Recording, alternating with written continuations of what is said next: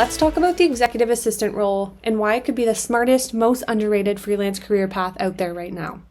If you've been thinking, I want something more, but I don't know where to start, this might be the career you've been training for your whole life. Let's start here. What even is an executive assistant?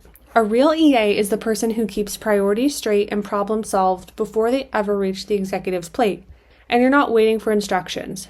You're already 5 steps ahead, genuinely making someone's life easier. It's part project manager, part operations, part right hand. You work with people at the top, and you become the person they trust to keep them there. That's why the right executive assistants are charging more than general virtual assistants. They might be charging $35, $50, even $60 an hour. Not because they have the title, but because they show up like the partner that their executive can't do without. And no, you don't need a degree, you don't need a resume full of corporate logos, and you don't even need to have been an assistant before. What you do need is good judgment, the ability to communicate like a human in a world filled with AI, the confidence to step into a high-trust space and make things easier, cleaner, and more focused every time you show up. If you've been a virtual assistant, teacher, customer service worker, working in operations, you probably have way more skills than you think. You just need to build on them and learn the structure and strategy to tie everything together. Let me show you what top-tier EAs actually do differently. First and foremost, they build trust fast. They're good at what they do, they communicate clearly, track details without dropping the ball, and understand what truly matters in the moment.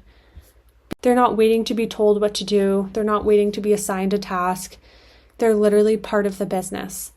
And that's the shift. But here's the part that no one talks about.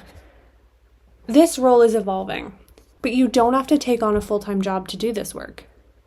Freelance EAs are in huge demand right now. Founders, executives, agencies, online business owners, they don't always want or need to hire full-time, but they do need someone who can jump in with strategy and structure. When you learn how to support like this, you build a career that feels calm, flexible, in demand, and in your control. So how do you get started?